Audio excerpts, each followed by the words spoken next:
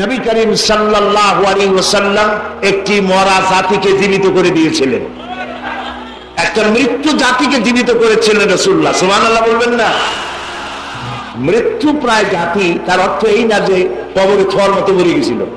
মরা মানে কি? মরা হচ্ছে ওই জীবিত মানুষের কোনো দাম নাই যার চক্ষু আল্লাহর নিয়ন্ত্রণ মানে না।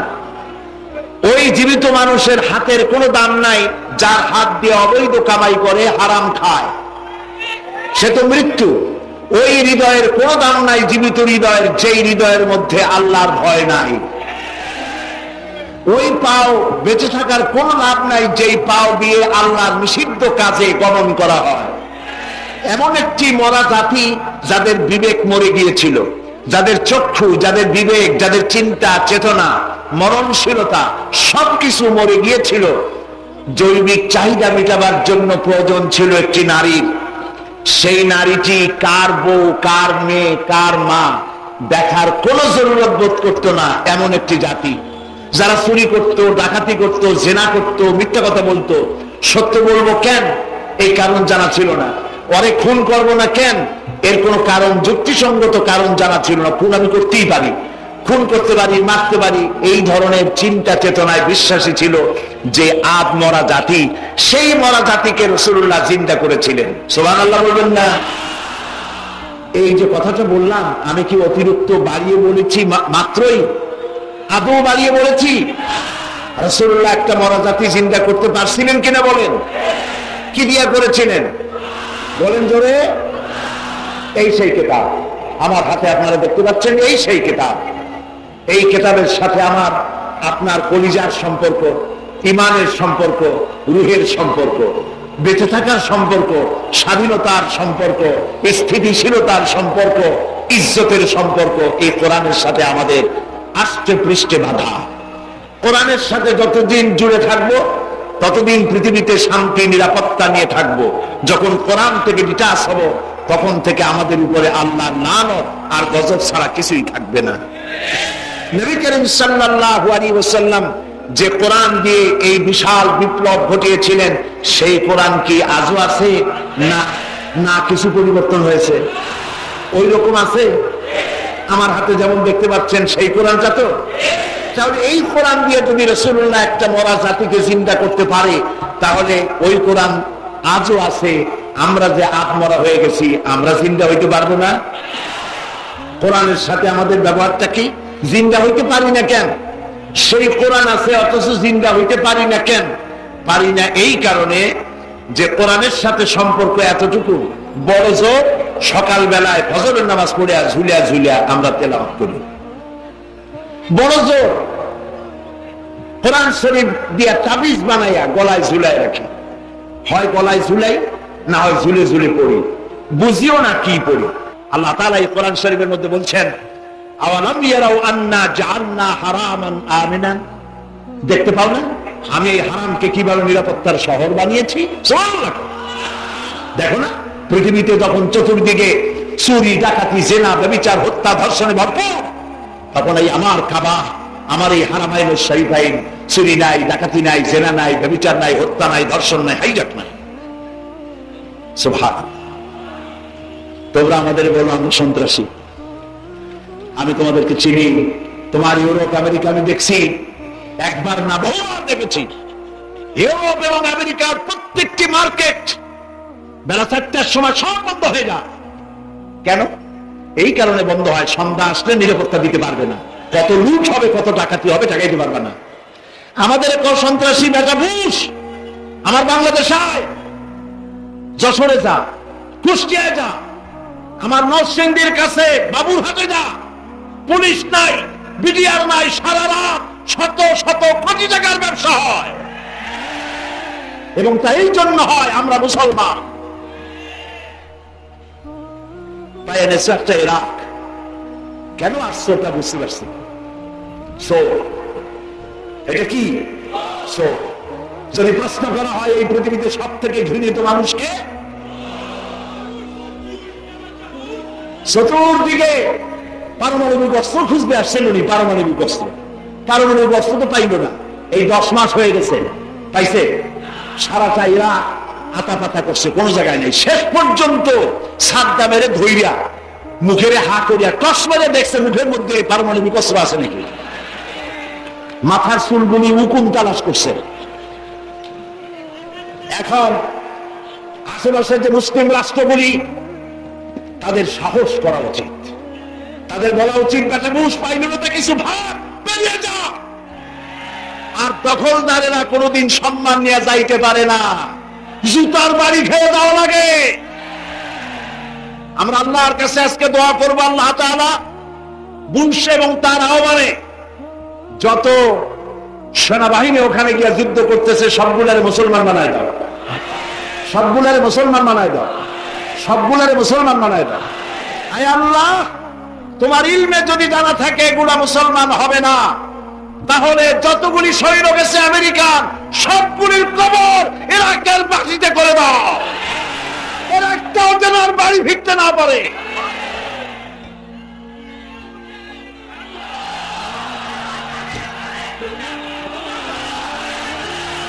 প্রিয় ভাই সব, আল্লাহর কথা, রাসূলের কথা, ইতিহাসের কথা বলছি। আলহামদুলিল্লাহ বলে নবী করিম সাল্লাল্লাহু আলাইহি ওয়াসাল্লাম ইন্তেকাল করলেন। এরপরে ক্ষমতায় এলেন হযরত আবু বকর, প্রধান বিচারপতি হলেন হযরত ওমর। ইতিহাস লিখছে ফামাকাসা আমান কামিলান ফালাম ইয়াহতাসিম ইলাইহি ইসনান। 1 বছর পার হয়ে গেল, হযরত ওমরের বিচারালয়ে একটা লোকও বিচার চাইতে আসে না।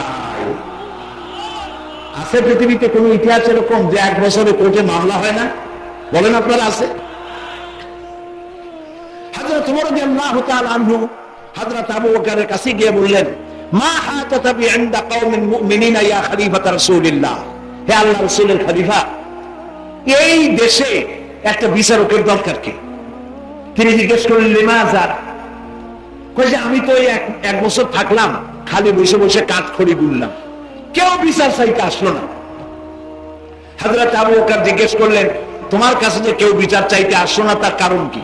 তিনি বললেন, দীনুহুমুন নাসিহা, এই জাতির দিন হচ্ছে নাসিহা করা, পরস্পরের কল্যাণ কামনা করা। ওয়া মানহাজুহুমুল কোরআন, আর তাদের সংবিধান হচ্ছে কোরআন। ওয়া আমালুহুম আল আমরু বিল মারুফ ওয়ান নাহয়ু আনিল মুনকার, আর এই জাতির আমল হলো ভালো কাজের আদেশ করা, অন্যায় কাজ থেকে মানুষকে বিরত রাখা। কুল্লু ওয়াহিদিন মিনহুম ইয়ারিফু হাদ্দাহু ফায়াকিফু ইনদাহু, আর এর প্রত্যেকটি ব্যক্তি তার সীমারেখা চেনে, আল্লাহর হক সীমারেখা চেনে এবং সেই সীমারেখার কাছেই সে দাঁড়িয়ে যায়।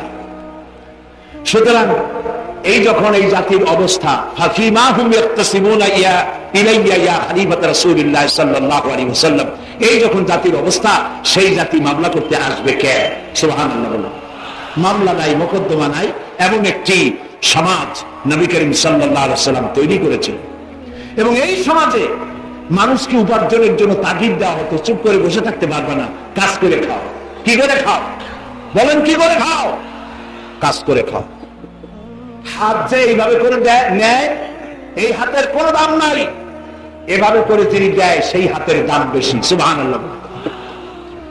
আল্লাহ রাব্বুল আলামিন বলেন, ফাইদা কুদিয়াতিস সালাতু ফান্তাশিরু ফিল আরদি ওয়াবতাগু মিন ফাদলিল্লাহ, নামাজ যখন পড়া হয়ে গেল, ছড়িয়ে পড়ো আমার ময়দানে, ক্ষেত খামারে, অফিসে, আদালতে, রুজি কামাই করো, বসে থেকো না। রাসূলুল্লাহ বলেছেন, ইদা সাল্লাইতুমুল ফাজরা ফালা তানুমু আন তালবি আরযাকিকুম, ফজরের নামাজ যখন পড়া হয়ে গেল, বসে থেকো না, ফালা তানুমু, ঘুমায়ো না, আন তালবি আরযাকিকুম, রুজি কামাবার জন্য মাঠে ময়দানে নেমে যাও। হযরত ওমর রাদিয়াল্লাহু তাআলা আনহু মসজিদে নববীতে ফজরের নামাজ পড়ে দেখলেন এক গ্রুপ লোক সেখানে বসা। যোহরের সময় দেখলেন সেই লোকগুলি বসা, আসরও দেখলেন, মাগরিবেও দেখলেন, এশাও দেখলেন। প্রশ্ন করলেন, তোমরা যে এখানে বসা, তোমরা কারা? গতকাল ফজর থেকে আজকে এশা পর্যন্ত দেখতেছি, তোমরা কারা? তারা বললো যে আমরা এখানে আল্লাহর জিকির আজকার করি, দূর থেকে আসছি। খাও কি? কয় যে কিছু লোকেরা আমাদেরকে রান্না বান্না করে খাওয়ায়, আমরা আল্লাহর জিকির করি তো এই জন্য রান্না বান্না করে আমাদের খাওয়ায় যায়। হযরত ওমর বলছেন, তোমাদের মতো অলস গুলোরে যে খাওয়ায়, তোমাদের থেকে ওই লোকগুলির মর্যাদা আল্লাহর কাছে অনেক বেশি। তবে মনে রাখো, আগামীকাল ফজরের পরে যদি এই জায়গায় তোমাদেরকে বসে থাকতে দেখি, ব্যাট মেরে মসজিদের নববী থেকে বের করে দেব। নবী করিম সাল্লাল্লাহু আলাইহি ওয়াসাল্লাম তার রাষ্ট্র ব্যবস্থার মধ্যে একটি ব্যাংক তৈরি করেছিলেন। ব্যাংকের নাম ছিল বাইতুল মাল। বরং ব্যাংকের নাম কি ছিল? বাইতুল মাল। এই বাইতুল মাল ইনগ্রাল সেশন, ওপেনিং সেশন, এই বাইতুল মাল ব্যাংকে রাসূলুল্লাহ উদ্বোধন করলেন। উদ্বোধন করার সময় তিনি বললেন, মান তারাকা দায়নান আও দিয়ান ফালাইয়া। আমার রাষ্ট্রের ভেতরে কোন মানুষ যদি ঋণগ্রস্ত হয়ে মারা যায় আর তার ঋণ পরিশোধের কোন সুযোগ যদি না থাকে তার ছেলে মেয়ের কাছে, তার বউয়ের কাছে, তাহলে তার অসহায় সমস্ত এতিম বাচ্চা পরিবারের লোকগুলি আর ঋণ পরিশোধের দায়িত্ব আমি মুহাম্মদ সাল্লাল্লাহু আলাইহি সাল্লাম আমার কাঁধে উঠাইয়া নিলাম। এটি ছিল সোশ্যাল ওয়েলফেয়ার স্টেট, একটি কল্যাণ রাষ্ট্র। এই পৃথিবীতে কল্যাণ রাষ্ট্রের কনসেপশন সর্বপ্রথম যিনি দিয়েছেন আধুনিক রাষ্ট্র প্রতিষ্ঠার রূপকার বিশ্বনবী মুহাম্মদ রাসূলুল্লাহ সাল্লাল্লাহু আলাইহি ওয়াসাল্লাম। তাই রাষ্ট্র ছিল সুখী, সমৃদ্ধ, চুরি নাই, ডাকাতি নাই, মাস্তানি নাই, সাদাবাজি নাই। এই দৃশ্য যখন কাফেররা দেখলো, তখন কাফেররা মনে করলো যে আমরা তো খামোখাই রাসূলের সাথে বিরোধিতা করেছি, উনি তো আমাদের শত্রু না। তখন অবস্থাটা কি হলো? আল্লাহ রাব্বুল আলামিন এই পরিস্থিতিতে সূরা নসর নাযিল করলেন মদিনার শেষ জীবনে। ইযা জাআ নাসরুল্লাহি ওয়াল ফাতহু, জানেন না এই সূরাটা? পড়েন। ইযা জাআ নাসরুল্লাহি ওয়াল ফাতহু ورأيت الناس يدخلون في دين الله أفواجا فسبح بحمد ربك واستغفر إنه كان توابا إذا جاء نصر الله الفتح। আল্লাহর পক্ষ থেকে যখন মদদ আসবে, বিজয় আসবে, তখন দেখতে পাবে দলে দলে লোক ইসলামে প্রবেশ করতেছে। সুবহানাল্লাহ। মদিনার জীবনের শেষ দিকে আরব ভূখণ্ডে একটা কাফেরও ছিল না, সবাই পড়েছে লা ইলাহা ইল্লাল্লাহু মুহাম্মাদুর রাসূলুল্লাহ। সুবহানাল্লাহ। প্রিয় ভাই সব, এই জন্য আজ আমাদেরকে আল্লাহর দেওয়া এই বিধানকে প্রতিষ্ঠা করার জন্য প্রয়োজন যেটা, সেটা আসুন ওই আয়াতের দিকে ফিরে যায়। আল্লাহ রাব্বুল আলামিন বলেন, তুমিনুনা বিল্লাহি ওয়া রাসূলিহি ওয়া তুজাহিদুনা ফি সাবিলিল্লাহি বিআমওয়ালিকুম ওয়া আনফুসিকুম যালিকুম খায়রুল লাকুম ইন কুনতুম তা'লামুন। আমার উপরে, আল্লাহর উপর ঈমান আনো, রাসূলের প্রতি ঈমান আনো। আর এই ঈমান, এই ঈমানের উপরে ভিত্তি করে কোরআন এবং হাদিসের রাস কায়েমের জন্য জিহাদ করো। জিহাদ করা ফরজ। জিহাদ করা কি? আজ এই জিহাদ সম্পর্কে বিকৃত অর্থ শোনানো হচ্ছে। জিহাদ মানে কি? আমাদের দুশমনেরা জিহাদকে বিকৃত অর্থে প্রচার করেছে। বলেছে কি? জিহাদ হলো, ইতিহাসটা এমন লেখা হয়েছে, জিহাদ মানেই যেন মনে হয় লম্বা দাড়ি, হাতে তরবারি, দৌড়াইতেছে, দাড়ি ভাগ হয়ে গলার দুই দিক দিয়ে চলে গেছে, হিন্দু খ্রিস্টান যা পাইতেছে সমানে কাটতেছে। এর নাম নাকি জিহাদ? কোন নাউযুবিল্লাহ, এর নাম জিহাদ নয়, যুদ্ধ। এটার ইংরেজি হচ্ছে ওয়ার, এটার আরবি হচ্ছে কিতাল। যুদ্ধ, ওয়ার, কিতাল আর জিহাদ, এই তিনটি এক জিনিস নয়। জিহাদ এক ভিন্ন জিনিস। জিহাদ কাকে বলে? জিহাদ তো আল্লাহ ফরজ করেছেন। জিহাদ কি বলেন? জিহাদ কি? এই জিহাদের অর্থ হচ্ছে যে কোন উদ্দেশ্যকে সফলতার শীর্ষে পৌঁছে দেওয়ার জন্য যে প্রাণান্ত প্রচেষ্টা করা হয়, সেই প্রচেষ্টার নাম জিহাদ। এই জিহাদ থাকবে কিয়ামত পর্যন্ত। জিহাদের ভুল অর্থ করে এক শ্রেণীর লোকেরা বর্তমানে বাংলাদেশে বিভিন্ন রকমের দল বানাইছে। তারা বলে গণতন্ত্র দিয়ে কিছু হবে না, গণতন্ত্র হারাম, এমপি হওয়া হারাম, শপথ নেওয়া হারাম, পার্লামেন্ট হারাম, সব গোষ্ঠী শুদ্ধ হারাম। এরা বিভিন্ন দল বানাইছে, জামাতুল মুজাহিদিন, কুতকুতুল জিহাদ নাকি। এরপরে এর নাম মনে রাখা মুশকিল।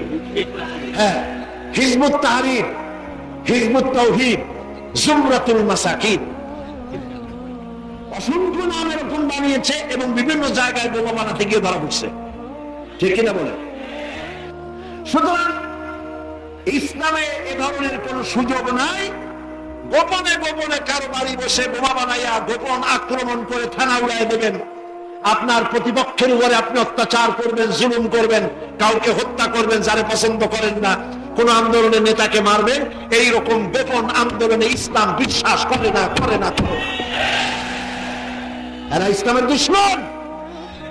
আমি আবারও বলি, হিজবুত তাওহীদ, হিজবুত তাহরীর, হরকতুল জিহাদ যেখানে পান ধরে নিয়ে পুলিশে সোপর্দ করুন। এরা আমার দেশের দুশমন। বিগত 60 বছর ধরে ইসলামী আন্দোলন করতে গিয়ে যারা শহীদ হলো, রক্ত দিল, জেল খাটলো, তারা এখনো কুল কেনারা করতে পারে নাই। হাতি ঘোড়া গেল কাল, ছাগলেরা কয় কত জ্বর। এইসব আবেগ বাদ দাও, জিহাদের মূল প্রেরণায় ফিরে আসতে হবে।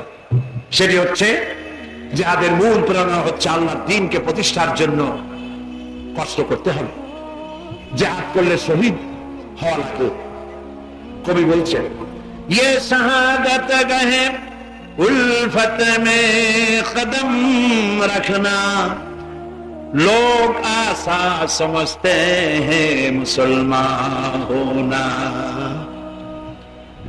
ये শাহাদাতের ময়দান, শাহাদাতের ঈদগাহ। লোকেরা মনে করে ইসলাম, মুসলমান হওয়া খুব সহজ। না, সহজ নয়।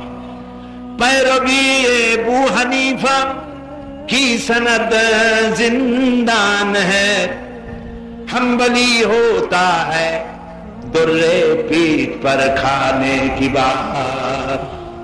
ইমাম আবু হানিফা রাহমাতুল্লাহ আলাইহি যার অনুসরণ আমরা করি, 8 বছর জেলের মধ্যে কষ্ট করেছেন। কয় বছর? 8 বছর। তাকে প্রশ্ন করা হয়েছিল, হুজুর এত দীর্ঘদিন জেলে আছেন, আপনার কষ্ট হয় না? কয় না, কষ্ট হয়। আমি আল্লাহকে রাজি খুশি করার জন্য বাতিলের সাথে হাত মিলাই নাই, সেজন্য আমি জেলে আছি। তবে হ্যাঁ, মাসে, প্রতি মাসে একবার কষ্ট হয়। কখন? আমার মা আমাকে দেখতে আসেন এবং আমাকে যে অত্যাচার করা হয়েছে, বডিলি টর্চার করা হয়েছে, এই দৃশ্য দেখে মা যখন কান্দে তখন আমার কষ্ট হয়, এছাড়া আমার কষ্ট হয় না। ইমাম আহমদ বিন হাম্বলকে মারা হয়েছে, দৌড়া দিয়ে পিটিয়ে তার গায়ের গোশত আর চামড়া আলাদা করা হয়েছে। ইমাম মালিককে দড়ি দিয়ে 2 বাহু বেঁধে রেখেছে, 28 দিন বেঁধে রাখার কারণে বাহু ডিসকানেক্ট হয়ে গিয়েছিল। এত সহজ নয়। অনেকে প্রশ্ন করেন, কয় হুজুর 2-1টা দোয়া দুরুদ এরকম শিখায় দেন যে কোন কায়দা কানুন পরিবেশে যাওয়া যায়। আমি বললাম, ভাই রাসূল তো আমার এরকম শিখায় নাই। ইসলামে এরকম কোন বেসালাম দেউরি জাতীয় সিফা সাফা বলি নাই যে ফেরেশতাদের ফাঁকি দিয়ে ফেরেশতা দৌড় দিয়ে যাওয়া, এরকম কোন সুযোগ নাই। ময়দান উত্তপ্ত, এই উত্তপ্ত ময়দানে আসতে হবে। রাসূলের মতো মানুষের দান মোবারক শহীদ হয়েছে, এত সহজে হবে না, এত সহজে ওভারটেক করতে দিবে না কেউ। রক্তের প্রয়োজন, জীবনের প্রয়োজন, যা রাসূল দিয়েছিলেন। এবং এমন কষ্ট হয়েছিল সাহাবীদের, বলছিলেন মাতা নাসরুল্লাহ। সাহাবীরা বলতেন, আল্লাহ কখন তোমার মদদ আসবে? রাসূলুল্লাহ 3 বছর জেলে ছিলেন। কয় বছর? ইউসুফ আলাইহিস সালাম ছিলেন 30 বছর, কোন রিওয়ায়াতে আছে 10 বছর, বিদআ সিনিন। এটাকে 10 বছর বলা হয়, 30 বছর বলা হয়। নবী করিম সাল্লাল্লাহু আলাইহি ওয়াসাল্লামকে 3 বছর পাহাড়ি এলাকায় ঘেরাও করে রাখা হয়েছিল। খাবার নাই, ব্যবসা নাই, বেচা কিনা নাই। উট আর ছাগল যা ছিল জবাই করে খাইছে। তারপরে কোনো খাবার ছিল না। চামড়া গুলো শুকানো, উট ছাগলের শুকানো চামড়া, এগুলো ভিজায় খেয়েছে।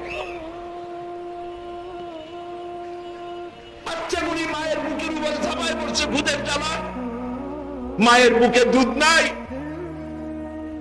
বাচ্চা কাঁদতেছে ক্ষুধার জ্বালায়, যুবক ছেলেরা ক্ষুধার যন্ত্রণায় বাবলা গাছের পাতাগুলি যা উঠে খায়, বাবলা গাছের পাতা, কাঁটাযুক্ত পাতা খাইতে গিয়া জিহ্বার ঠোঁট দিয়ে রক্ত ঝরঝর করে পড়েছে। কাফেরেরা চতুর্দিকে দাঁড়ায়া উল্লাসে ফেটে পড়েছে আনন্দে। ইসলাম এত সহজে আসে নাই, অনেক রক্ত পাড়ি দিয়ে, অনেক চড়াই উতরাই পাড়ি দিয়ে বন্ধুর পথ পরিক্রম অতিক্রম করে এসেছে ইসলাম। একটু যান মক্কা শরীফে, যাদের টাকা আছে যান ঘুরে আসে, যাদের টাকা আছে হলিডে করতে যায় হংকং, ব্যাংকক, সিঙ্গাপুর। কি আর সিঙ্গাপুর আর হংকং, যান, কিন্তু পয়সা যদি থাকে ওমরা করে আসেন, হজ করেন, ওমরা করেন। ওহুদে যান, ওহুদে আমাকে নিয়ে দেখানো হলো সেই জায়গা যেখানে নবী করিম সাল্লাল্লাহু আলাইহি সাল্লামকে দান্দার মোবারক শহীদ অবস্থায় পাহাড়ে উঠানো হয়েছিল। দাঁত শহীদ হয়ে গেছে, হুজুর বেহুশ হয়ে পড়ে গেছে, সাহাবীরা কাঁদতেছেন চতুর্দিকে দাঁড়ায়, হযরত ফাতেমা কাঁদতেছেন, কাপড়ের আঁচল দিয়ে পেশানি মুছে মুছে দাঁত ভেঙেছে, আবার আঘাত লেগে কপাল ভেঙে সেখান থেকে রক্ত পড়তেছে রাসূলের। হযরত আলী পানি ঢালতেছেন, ফাতেমা কাপড় দিয়ে মুছতেছেন, রক্ত বন্ধ হয় না। হযরত ফাতেমা ছুটে গিয়ে খেজুরের চাটাই পোড়াইয়া ছাই বানায় সেই ছিদ্র পথে যেখান থেকে রক্ত এসেছিল সেখানে চেপে ধরলেন।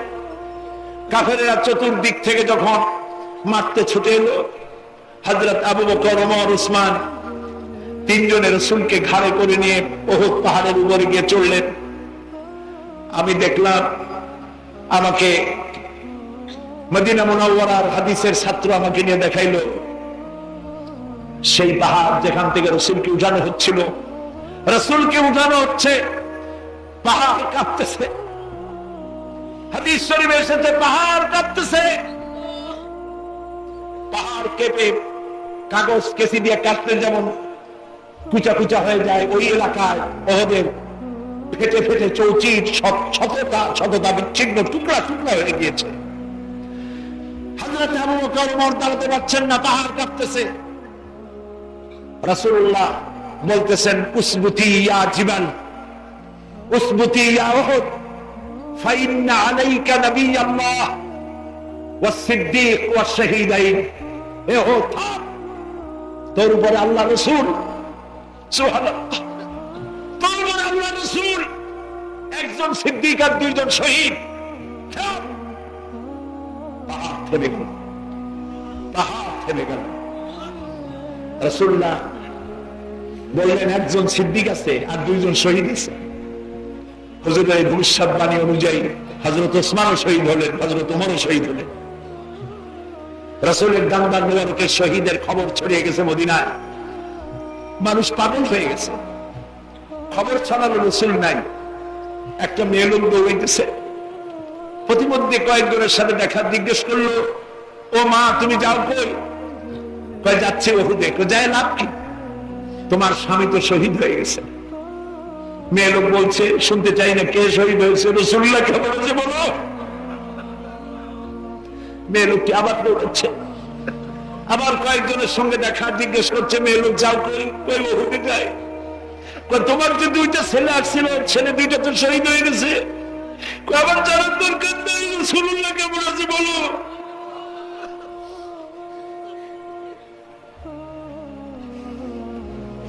মেয়ে লোকটি দৌড়াতে দৌড়াতে ওহদে চলে গেল। রাসূল শুয়ে আছেন, চতুর্দিকে পাহাড়, সাহাবীরা দাঁড়ানো। রাসূলুল্লাহ জীবিত চেহারা দেখে মেয়ে লোকটি বলছে, ইয়া রাসূলুল্লাহ, আমার স্বামী আর আমার কলিজার টুকরা দুটি সন্তান বিদায় হয়ে গেছে। আমার কলিজায় কোনো দুঃখ নাই, আল্লাহ রাসূল বেঁচে আছে।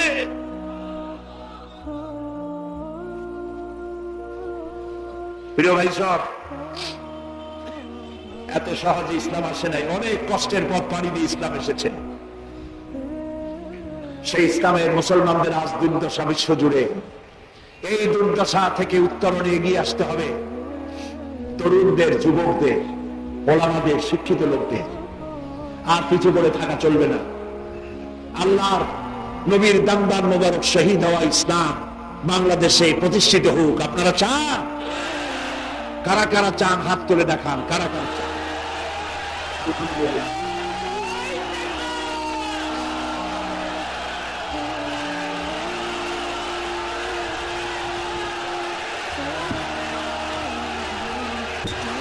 ভাই সব বসেন, বসেন, সবাই বসেন।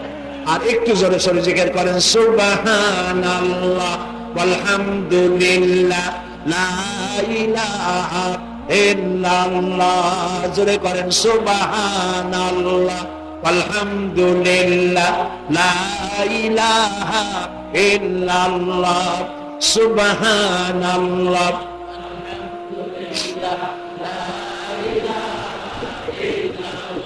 প্রিয় ভাই সব, নামাজ আল্লাহ তাআলা ফরজে বানান।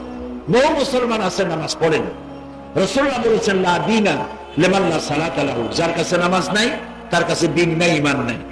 পাঁচ ওয়াক্ত নামাজ সঠিকভাবে পড়তে হবে। কিয়ামতে সর্বপ্রথম প্রশ্ন হবে নামাজ পড়ছে কিনা। রাসূলুল্লাহ বলেছেন মান তারাকা সালাতান মুতাআম্মিদান ফাকাদ কাফার, ইচ্ছে করে যে নামাজ ছেড়ে দিল কাফের হয়ে গেল। প্রিয় ভাই সব, আজকের এই পবিত্র মাহফিলে আমরা কি ওয়াদা করতে পারবো জীবনে আর নামাজ ছাড়বো না? পারবো? দুই হাত উঁচু করে বলেন, ইয়া আল্লাহ, তোমার পবিত্র নামে কসম করি, ওয়াদা করি, যতদিন পর্যন্ত মালাকুল মউত আমার মাথার কাছে না আসতেছে ততদিন পর্যন্ত ফরজ নামাজ, ফরজ রোজা আর ছেড়ে দেব না, আর ছেড়ে দেব না, আর ছেড়ে দেব না। ইয়া আল্লাহ, আমার মৃত্যু পর্যন্ত আমার এই ওয়াদা আমাকে পালন করার তৌফিক দাও।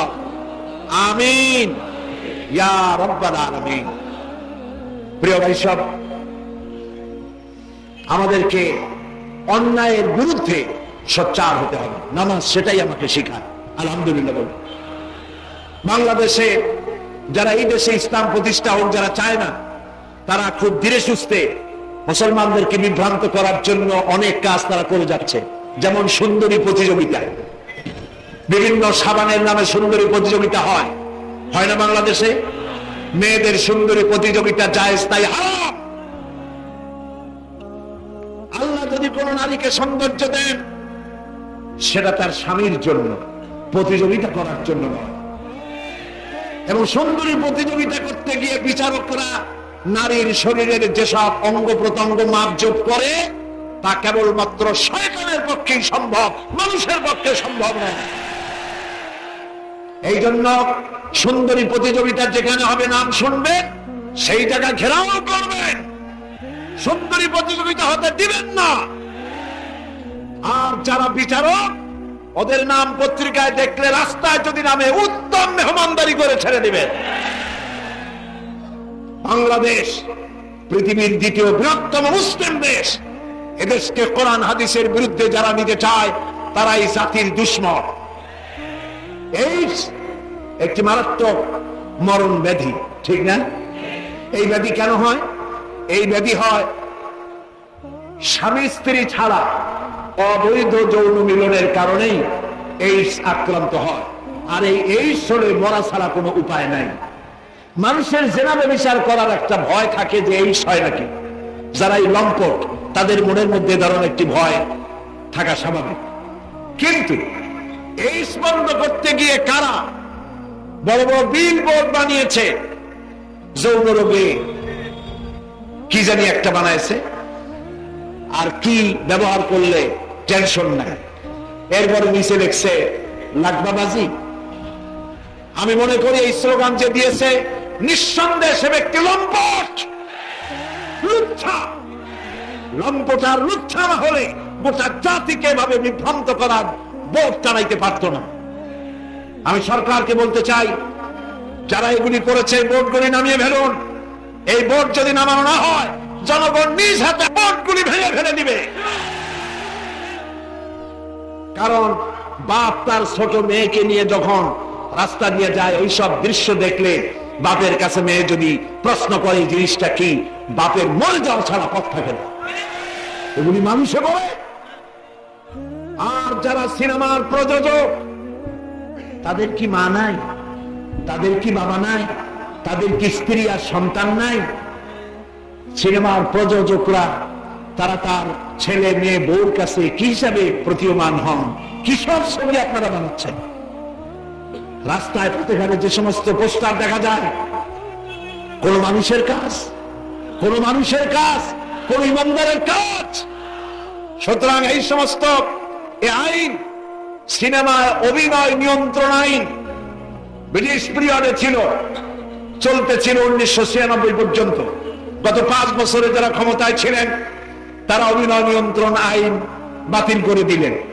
এখন অভিনয় করতে গিয়ে যুবক যুবতী কে কতটা জড়াজড়ি করবে আর কোনো মাপজোক নাই। কাপড় কদ্দুর থাকবে না থাকবে কোনো মাপজোক নাই। এটাকে আমি পার্লামেন্টে নোটিশ দিয়েছিলাম, এটাকে অভিনয় নিয়ন্ত্রণ আইন পুনর্বহাল করার জন্য। কিন্তু নাট্যশিল্পী এবং তথাকথিত বুদ্ধিজীবী এক শ্রেণীর লোক এবং যারা এটা করেছিল সেই সব রাজনীতিবিদরা তারা বলল, এটা যদি করা হয় তাহলে আন্দোলন করে সরকারকে অচল করে দেওয়া হবে। আমরা সরকারকে বলতে চাই, নাস্তিক মুরতাদদের ধমকিতে ভয় পাওয়ার কারণ এই সরকারের নাই। এই সরকারকে ভোট দিয়েছে দেশের 90% লোক, দেশের আলেম ওলামা এবং তুথার লোকেরা ভোট দিয়ে ক্ষমতায় পাঠিয়েছে। হুমকি দিয়া মার্চে নামাবো, এপ্রিলে নামাবো, মামু বাড়ির মোয়ানা। সুতরাং সরকারকে সবল হতে হবে। সিনেমার অশ্লীল পোস্টার হয় সরকার ছিঁড়বে, না হয় জনগণ ছিঁড়ে ফেলে দেবে। আমরা অন্যায়কে কখনো বরদাস্ত করব না। প্রয়োজনে পার্লামেন্টে হুঙ্কার করব, জনগণকে নিয়ে ময়দানে আবার নামতে বাধ্য হব। প্রিয় ভাই সব, এই জন্য আজ দেশকে এক শ্রেণীর লোকেরা সরকারকে বেকায়দায় ফেলাবার জন্য এই ধরনের কাজ কাম করে যাচ্ছে। সন্ত্রাস, চাঁদাবাজি, মাস্তানি ইত্যাদি করে করে নৈরাজ্য সৃষ্টি করতে চাচ্ছে।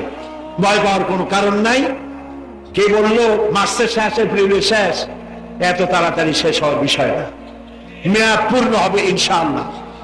একবার পূর্ণ হবে না, ইনশাআল্লাহ আরো 2 বার পূর্ণ হবে ইনশাআল্লাহ। ইনশাআল্লাহ, আবার বলেন ইনশাআল্লাহ। কারণ ভারতের গোলামদেরকে বাংলাদেশের মসনদে জাতি দেখতে চায় না। প্রয়োজনে মুসলমানেরা রক্ত দিবে, জীবন দিবে।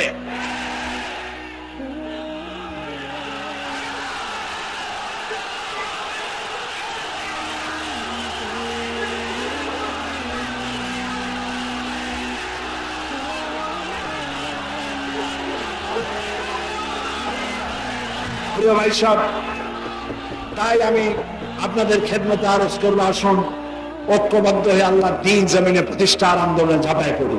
আল্লাহ যেন তৌফিক দান বলেন। আমি এক্ষুনি মোনাজাত করব। সবাই মোনাজাতের জন্য প্রস্তুতি নেই।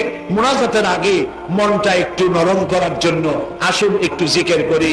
ইয়া আল্লাহু ইয়া রহমানু ইয়া রহিমু ইয়া হাইয়ু ইয়া কাইয়ুম। সবাই পড়েন ইয়া আল্লাহু ইয়া রহমানু ইয়া রহিমু ইয়া হাইয়ু ইয়া কাইয়ুম। ইয়া আল্লাহু ইয়া রহমানু ইয়া রহিমু ইয়া হাইয়ু ইয়া কাইয়ুম। সুবহানাল্লাহ আলহামদুলিল্লাহ লা ইলাহা ইল্লাল্লাহ। খুব মহব্বতের সাথে করেন সুবহানাল্লাহ আলহামদুলিল্লাহ লা ইলাহা ইল্লাল্লাহ। সুবহানাল্লাহ আলহামদুলিল্লাহ লা ইলাহা ইল্লাল্লাহ। সুবহানাল্লাহ আলহামদুলিল্লাহ লা ইলাহা ইল্লাল্লাহু মুহাম্মাদুর রাসূলুল্লাহ। আল্লাহুম্মা আমিন। ربنا ظلمنا أنفسنا وإن لم تغفر لنا وترحمنا لنكونن من الخاسرين সবাই পড়েন আমার সাথে ربنا ظلمنا أنفسنا وإن لم تغفر لنا وترحمنا لنكونن من الخاسرين سبحانك اللهم وبحمدك نستغفرك ونتوب إليك رب العالمين তুমি আরশে আজিম থেকে পল্টনের ময়দানের দিকে তাকায় দেখো মাবুদ, লাখো জনতা নারী আর পুরুষ একত্রিত হয়ে আল্লাহ গুনার বোঝা মাথায় নিয়া এতিমের মতো কাঙ্গালের মতো তোমার দরবারে হাত তুলেছে। রব্বুল আলামিন তুমি আমাদের গুনার দিকে নজর করো না, আমাদের চোখের দিকে আর মুখের কাকুতি মিনতির দিকে নজর করে আল্লাহ আমাদের জিন্দেগির গুনাহ মাফ করে দাও। আল্লাহ তাআলা জেনেও গুনাহ করেছি, না জেনেও করেছি, বুঝেও করেছি, না বুঝেও করেছি। রব্বুল আলামিন তোমার হাবিব বলেছেন 3000 বছর ধরে তুমি জাহান্নামের আগুনকে উত্তপ্ত করেছো মাবুদ, রক্ত মাংসের শরীর নিয়ে দোজখের আগুনে জ্বলতে পারবো না। আল্লাহ তাআলা তুমি দয়া করে জাহান্নামের আগুন আমাদের জন্য হারাম বানায়া দাও। রব্বুল আলামিন দিন যত শেষ হতে থাকে সরকারের অফিসগুলি বন্ধ হয়ে যেতে থাকে, আর তুমি তোমার যে সরকার আল্লাহ তার সুন্নত ভিন্ন রকম। তোমার সুন্নত রাত যত বাড়তে থাকে, দিনের কোলাহল যত কমতে থাকে, তোমার রহমতের অফিস তত কর্মচঞ্চল হয়ে যায়। রব্বুল আলামিন এত গুনাহ করেছি, তোমার দরবারে কথা বলতে শরম করে, চেহারা দেখাতে শরম করে মাবুদ, দয়া করে জীবনের গুনাহ মাফ করে দাও। আল্লাহ তাআলা যারা ধান বিক্রি করে, ধান বিক্রি করতে গেলে ধানের মধ্যে সিটাগুলিও বিক্রি হয়ে যায়। যারা তরকারি বিক্রি করে, তরকারি বিক্রি করতে গিয়া পোকা বেগুনগুলিও বিক্রি হয়ে যায়। আজ এই মাহফিলের ভিতরে আমরা গুনাহগার, গুনাহ করেছি বেশুমার। রব্বুল আলামিন ভালো ভালো মানুষ এই মাহফিলে নিশ্চয়ই আছে। আল্লাহ তাআলা তোমার নেক বান্দাদের মধ্যে আমরা আছি, সেই হিসাবে আল্লাহ আমাদের মতো গুনাহগার গুলিও তুমি চালাইয়া দাও। রব্বুল আলামিন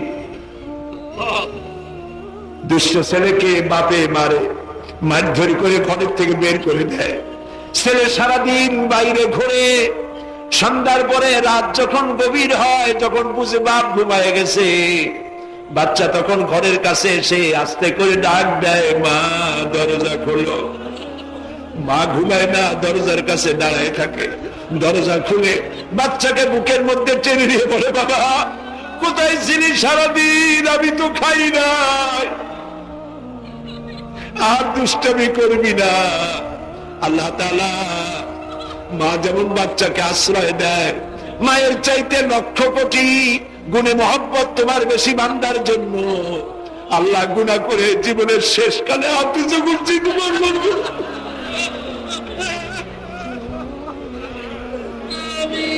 আমাদের দিকে রহমতের নজরে তাকাও। আল্লাহ রব্বুল আলামিন মা বাবার চাইতে লক্ষ কোটি গুণে মায়া তোমার বেশি, আমাদেরকে রহমতের কোলে উঠাইয়া দাও। রব্বুল আলামিন এই মুহূর্তে মনে পড়ে গেল আমাদের আব্বাজানের কথা। আমাদের আব্বাজানের মারা গেছে, আজকে তো আর নাম ধরে ডাকার মতো মানুষ নাই। বাপে নাম ধরে ডাকতো, পিঠে হাত বুলাইতো, কত কষ্ট করে মানুষ করছে। এই বাবা যার মারা গেছে, আল্লাহ কবরটাকে জান্নাতের টুকরা বানাইয়া দাও। রব্বুল আলামিন জনম দুঃখিনী গর্ভধারিণী মা, যার দুনিয়া থেকে বিদায় হয়ে গেল আল্লাহ। 10টা মাস মায়ের পেটে থেকে হাঁটু দিয়ে মাথা দিয়ে গুঁতা দিছি, ডেলিভারিতে কষ্ট করছে, 2.5 বছর বুকের দুধ খাওয়া মানুষ বানাইছে।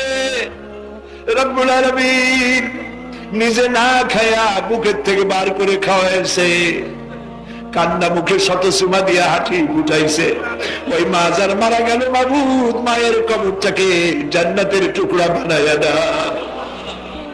রব্বুল আলামিন একটা অক্ষর মা, আর মনে হয় তামাম পৃথিবীর মধু সব ডুবে রাখছে। আল্লাহ আমাদের মা বাপ যাদের বেঁচে আছে খেদমত করার তৌফিক দাও। আমাদের মা বাপ যাদের বেঁচে আছে আল্লাহ তাআলা সুস্থ রাখো, ঈমানের সাথে নিয়ে নিও।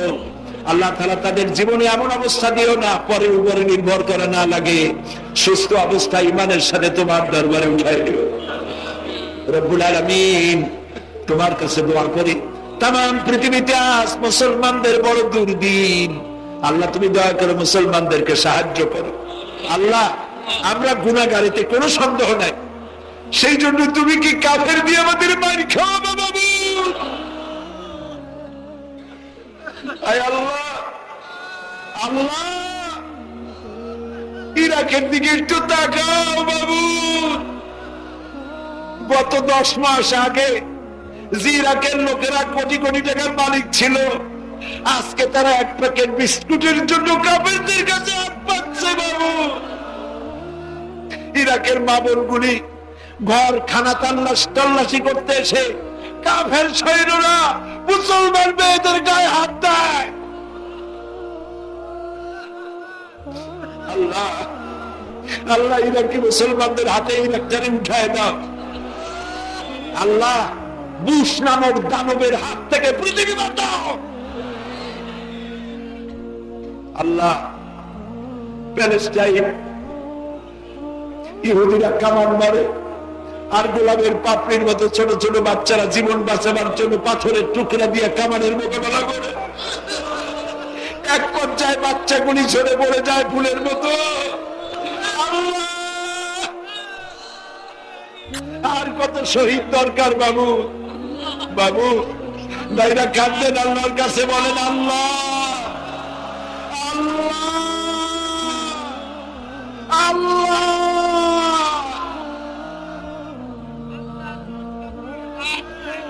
আল্লাহ মুসলমানদের আর মেরে যাবে।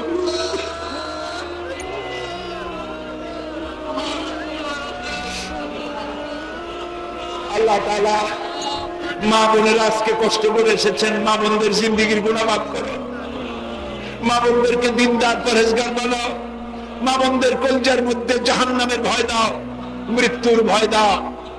আল্লাহ তাআলা তোমার মহব্বত পয়দা করে দাও। যাদের স্বামী মারা গেছে তাদেরকে জান্নাত দাও, তাদেরকে সাহারা দাও। আল্লাহ তাআলা মা বোন যারা এসেছে এমন জীবন যাপনের তৌফিক দাও যাতে করে তারা কিয়ামতে হযরত খাদিজা আয়েশার সঙ্গে হাসর নসিব হয়ে যায়। আল্লাহ তুমি তাকায় দেখো, এই পল্টনে আজ বুড়া মানুষ কম, যুবক আর তরুণ এসেছে অন্তত 90-95 ভাগ। আল্লাহ যুবকদের গুনাহ করা স্বাভাবিক, আমরা যুবকদের জন্য তোমার কাছে মাপ চাই। যত যুবক আসছে সব যুবকদের মাফ করে দাও বাবু। এই যুবকগুলোকে খালেদ বিন ওলীদ বানায় দাও। বাংলাদেশে তোমার কোরআনের রাজ কায়েমের পথে যারা কাজ করে তাদের আন্দোলনে সকলকে শরীক করে দাও। আল্লাহ তাআলা বাংলাদেশে যারা সন্ত্রাস করে, যারা মানুষ খুন করে, নারী ধর্ষণ করে, আল্লাহ ওদের হেদায়েত করে দাও, আল্লাহ ওদের হেদায়েত করে দাও, আল্লাহ ওদের হেদায়েত করে দাও। আল্লাহ তোমার ইলমে যদি জানা থাকে এগুলো হেদায়েত হবে না, তাহলে হামান, নমরুদ, সাদ্দাতদের যেমন শেষ করছো, বাংলাদেশের সন্ত্রাসী, খুনি, ধর্ষক গজব দিয়ে বিদায় করে দাও আল্লাহ তাআলা। আল্লাহ তাআলা বাংলাদেশের প্রধানমন্ত্রী, মন্ত্রী পরিষদ, এমপি এবং সচিবালয় যারা আছে সকলের কলিজার মধ্যে জাহান্নামের ভয় দিয়ে দাও, মৃত্যুর ভয় দিয়ে দাও, কবরের ভয় দিয়ে দাও, জনগণের উপর ইনসাফ করার তৌফিক দান করে দাও। আল্লাহ তাআলা আমাদের এই দেশটা তুমি কবুল করে পৃথিবীর সর্বপ্রথম কোরআনের পূর্ণাঙ্গ শাসন ব্যবস্থার জন্য কবুল করে। আল্লাহ তাআলা এই মাহফিলের আয়োজন যারা করেছেন তাদের উপরে রহম করো, যারা ব্যবসা করে তাদের ব্যবসা হালাল ভাবে বরকত দিয়ে দাও। আমাদের সেনাবাহিনীর জন্য দোয়া করুন, বিশেষ করে আমাদের সেনাবাহিনী আমাদের গৌরবের বিষয়।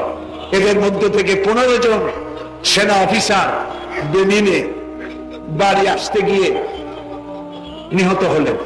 এই 15 জনকে আল্লাহ তুমি শাহাদাতের মর্যাদা দাও, ওদেরকে জান্নাতুল ফেরদাউস দাও। আল্লাহ তাআলা এদের মধ্যে তো 2-1 জন বিবাহ করেছিল, টেলিফোনে বিয়ে করেছে, বউ বলেছিল আমি মিন্দি পরে মেহেদি পরে এয়ারপোর্টে আসবো। আল্লাহ ওদেরকে তুমি সান্ত্বনা দাও। এই 15 জন শহীদের মা বাপ বউ বাচ্চাদেরকে আল্লাহ তাআলা তুমি সবরুল জামিল দান করে দাও। আমার দেশের সেনাবাহিনী, আমার দেশের বিডিআর, আমার দেশের পুলিশ, আল্লাহ তুমি দয়া করে তাদের মধ্যে দ্বীন দাও, ঈমান দাও, চরিত্র দাও, ভালো বানাও এবং কিয়ামত পর্যন্ত দেশের স্বাধীনতা সার্বভৌমত্ব তুমি হেফাজত করো।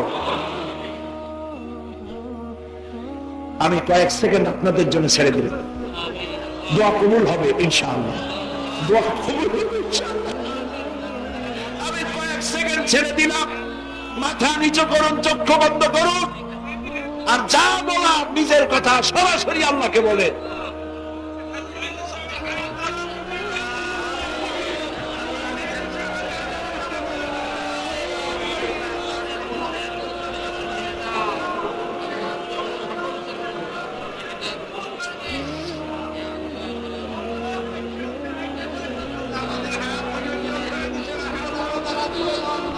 আল্লাহ তোমার বান্দারা মনে মনে কি চাইলো নিশ্চয়ই তুমি শুনেছো। এটা আমাদের আকীদা, আমাদের বিশ্বাস। আমরা এখন কোথায় বসা তুমি দেখতেছো, আমরা কি বলছি তুমি শুনতেছো। আল্লাহ তুমি খালি হাতে কাউকে ফিরাই দিও না। এই মাহফিলে যত লোক হাত তুলেছে আল্লাহ তাআলা তুমি দয়া করে সকলকে ঈমান দিয়ে সমৃদ্ধ করে দাও। আল্লাহ তাআলা আমাদের দেশটা গরিব দেশ, আল্লাহ তাআলা তুমি আমাদের দেশের নদী খাল হাওর বিল ভরা মাছ দাও, আমাদের জমিন ভরা ফসল দাও, আমাদের গাছ ভরা ফল দাও, আর আমাদের দেশের মুসলমানগুলির কলিজা ভরা ঈমান দাও। রব্বানা আল্লাহ তাআলা শহীদ আবুল কাসেমের জন্য সবাই দোয়া করেন। এই মাহফিল এর যাত্রা যিনি শুরু করেছিলেন আল্লাহ তাআলা শহীদ আবুল কাসেমকে জান্নাতুল ফেরদাউস দান করে দিও, তার মা বাপকে জান্নাত দিও, তার ছেলেটাকে তার মতো হবার তৌফিক দিও। আল্লাহ তাআলা ইকবালের মা তার প্রতিও রহম করো, জান্নাত দান করে দিও। আল্লাহ তাআলা আমাদের সকলের দোয়া কবুল করুন।